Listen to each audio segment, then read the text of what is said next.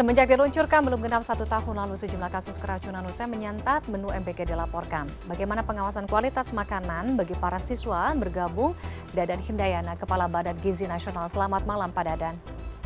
Malam, Mbak Tiffany. Baik, sejauh ini dugaan keracunan 223 anak di Bogor karena ditemukan bakteri dari hasil uji lab, 2 bakteri, E. coli dan juga Salmonella. Kemungkinan masakan ini bermasalah, kenapa? Karena dimasak malam tapi baru disajikan besok harinya, pagi dan siang hari. Nah, bagaimana kemudian pengawasan higienitas makanan, kemudian uji kualitas makanan yang disajikan dari dapur atau SPPG ini sebenarnya ada atau tidak, Pak? Ya, pertama saya sampaikan prihatin atas kejadian ini, terutama kepada yang mengalami sakit ya, karena kami sangat tidak mengharapkan ini terjadi. Kami memiliki target 0 kejadian dan kami terus berusaha agar kejadian-kejadian seperti ini tidak terjadi. Dan SPPG Boswa Bina Insani ini adalah salah satu pilot project atau proyek percontohan dari Badan Gizi Nasional, di mana kantin sekolah kami integrasikan dalam program menjadi sebuah satuan pelayanan pemenuhan gizi. Dan kami pilih kantin Boswa Bina Insani karena memiliki fasilitas yang besar dan dinilai layak untuk menjadi satuan pelayanan pemenuhan gizi. Dan ini menjadi kejadian yang menurut kami sangat tidak diharapkan. Dengan kejadian-kejadian ini kami memang akan melakukan beberapa pengetatan terkait dengan memilih bahan baku ya. Jadi bahan baku ini menjadi bagian yang sangat penting dalam proses masak-memasak. Kami pastikan nanti bahan bakunya harus dalam keadaan baik. Kemudian kami juga mulai meningkatkan, memendekkan waktu antara proses persiapan, pemasakan dan penyajian, termasuk juga delivery-nya. Kemudian nanti sampai di sekolah pun kami harus memperpendek waktu antara kedatangan makanan dengan waktu dimakan. Dan kemudian kami harus melakukan uji organoleptik, ya wajib itu. Jadi sebelum disajikan kami harus tes dari rasa, bau, kemudian tekstur dan lain-lain. Ini menjadi satu kewajiban berikutnya. Dan SPPG Boswa Bina Insani ini sudah beroperasi dari tanggal 6 Januari. Jadi ini kejadian pertama kali. Dan dari pengalaman beberapa kejadian di Cianjur, kemudian di Bandung, di Tasik, di Pali dan juga di Bina Insani ini, kami melihat bahwa perlu adanya penyegaran bagi para penjamah makanan, sehingga kami akan melakukan training tambahan untuk penyegaran, peningkatan kualitas dan keterampilan dalam menyajikan makanan untuk para penjamah makanan. Oke, kalau tadi penjelasan Pak Dadan, kita melihat bagaimana idealnya penyajian makanan menu MBG ini dari hulu ke hilir, proses pemilihan bahan baku gitu ya sampai disajikan.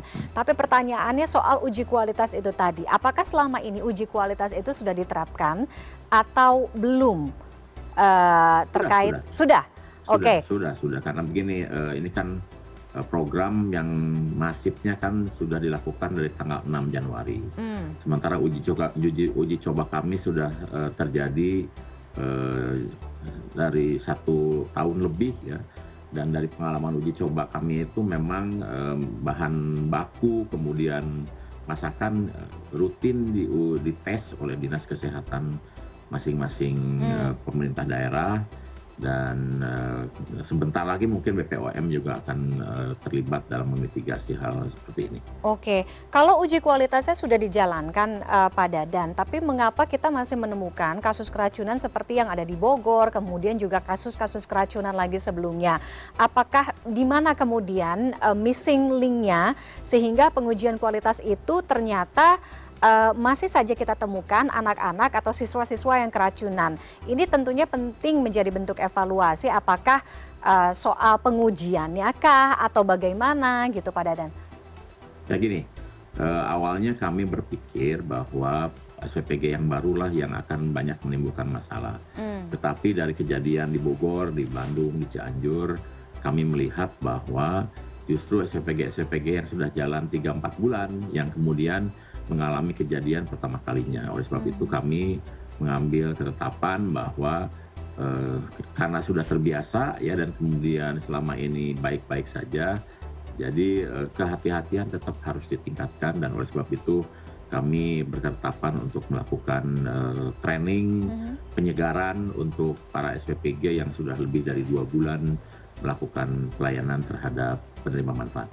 Oke, nah selama ini dapur-dapur SPPG ini mendapatkan evaluasi atau tidak Pak? Kalau iya mendapatkan, apakah evaluasinya berkala atau bagaimana? Karena nanti yang akan diikuti oleh dapur SPPG lain-lainnya nih yang tentunya kita harapkan masih akan merambah ke banyak wilayah atau ke banyak daerah.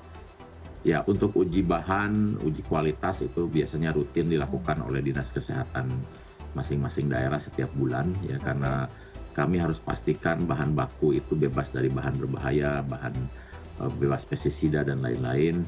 Terkait dengan evaluasi secara menyeluruh, kami akan lakukan akreditasi dan sertifikasi di bulan Juni-Juli secara keseluruhan untuk melihat kelayakan secara keseluruhan dari SPPG yang sudah berjalan. Oke, pertanyaan banyak dari masyarakat tentang evaluasi. Yang dibutuhkan adalah evaluasi konkret tentunya karena ini menyangkut anak-anak, pendidikan tentunya yang harus tertunda karena mereka sakit satu dan lain hal sehingga menjadi terganggu. Nah, evaluasi penyajiannya atau SOP-nya apakah memang yang sekarang itu kurang atau mungkin harus diubah atau diperketat lagi screeningnya atau seperti apa Pak Dadan? Ya, kami akan perketat seperti yang sudah sampaikan di awal tadi. Mulai dari pemilihan bahan baku itu harus kita pastikan bahan baku yang segar ya dan di SPPG harus dipastikan ada tempat penyimpanan yang bahan baku itu bisa disimpan dalam waktu yang cukup dan bertahan dengan kondisi yang baik. Kemudian kita akan pendekkan waktu antara processing makanan dengan penyajian, termasuk ketika sampai di sekolah makanan itu harus segera dikonsumsi ya, tidak ada waktu jeda lama seperti kejadian misalnya di Batang itu makanan tepat waktu datang tetapi karena ada acara di sekolah sehingga mundur waktu makannya dan itu menimbulkan masalah juga dan kami sekarang menginginkan bahwa tidak ada makanan yang dibawa ke rumah karena itu menimbulkan risiko juga. Betul, betul. Pak Dadan terakhir untuk kasus yang di Bogor ini 223 anak, bagaimana kemudian pertanggungjawaban dari Badan Gizi Nasional kemudian untuk dapur SPPG ini apakah statusnya bagaimana? Stop beroperasi temporary atau kedepannya memang di stop lagi kemudian sampai kapan? Ya, untuk sementara nih kejadian di Bogor ini berbeda dengan kejadian di daerah lainnya. Kalau daerah lain itu dimakan siang hari atau pagi hari, kejadian sore hari, kemudian besoknya sudah aman.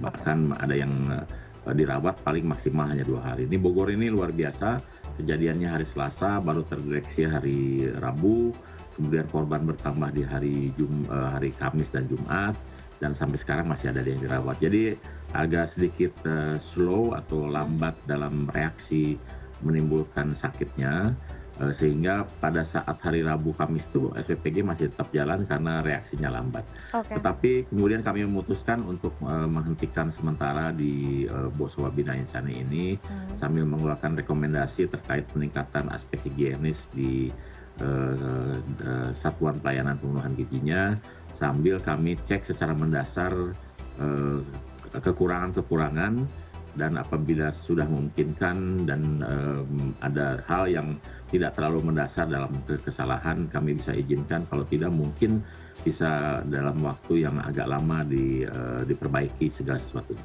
Baik, terima kasih Pak Dadan Hindayana, Kepala Badan Gizi Nasional sudah bergabung bersama CNN Indonesia malam hari ini. Selamat malam Pak Dadan.